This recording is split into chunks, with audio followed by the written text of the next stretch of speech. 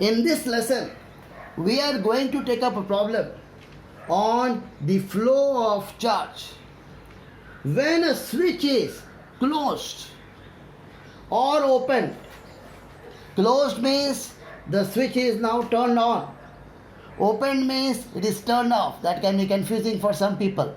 So when a switch is either closed or opened or transferred from one position to another, the charge flown is equal to the difference in the charges on the capacitors in the initial and final positions. Now, here we have got three capacitors and here is a switch. Initially the switch is open and then the switch is closed. We want to find the charge flown through AB when the switch is closed. So when the switch is opened, all these three capacitors are part of the circuit. These two are in parallel. When two same capacitors are in parallel, equivalent capacitance is 2C. And this capacitor is in series with that. So initially, the capacitance will be 2C and C in series. When two capacitors are in series, equivalent capacitance is product divided by sum. So that gives us 2 by 3C. So this is the initial capacitance. In this condition, the charge stored will be C into V, Ci into V.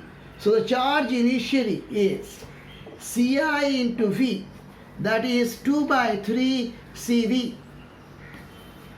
Now we close the switch. Once this switch is closed, this capacitor gets shorted. So now it is no longer in the circuit because there will be no potential difference between these 2 points. So that capacitor goes out of the circuit now. Therefore the capacitance finally is 2 into C.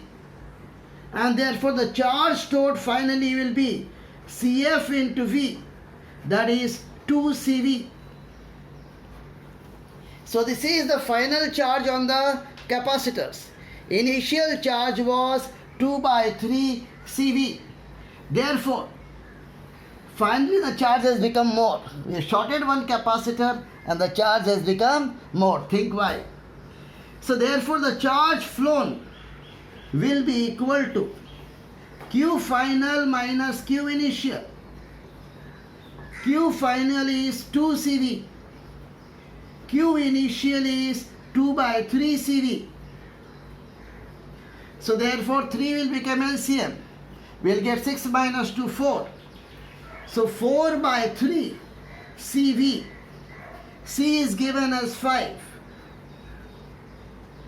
microfarad and V is 50.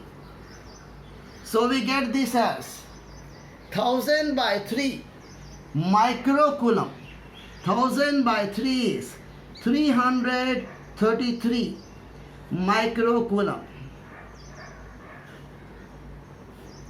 So whenever a switch is closed or opened or transferred from one position to another, to find the charge flown, we look at the charge on all the capacitors in the initial condition and in the final condition, and the difference in these charges gives us the charge flown in the circuit.